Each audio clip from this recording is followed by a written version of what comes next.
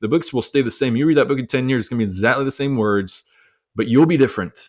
And so the Yes. words that you're reading will have different meaning as well, right? So it's the same book can level you up many times because you understand the concept differently. You've Yep. changed as you've taken the advice and taken the steps. You will not be the same when you go back to read it, and so Yes. which is just a beautiful, wonderful thing. Yeah. So, anyway, sorry I jumped in there Yeah. on the time, but that was really well said. Nah, nailed it, man. And so the last key point would be to set the example.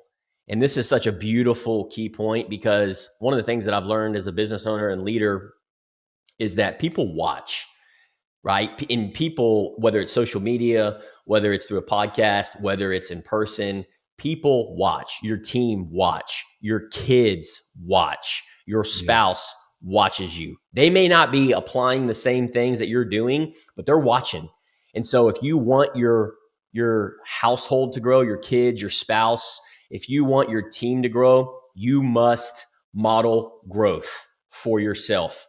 And so when you do this, not only will you grow as a human being, but you're setting the example for what it is that that you're being intentional about what's important with your time. Because if you're scrolling social media, if you're watching Netflix 6 hours a day, well, you're setting the example to your kids, but then you're going over here telling your team and your kids and your household to do another do something that you're doing yourself.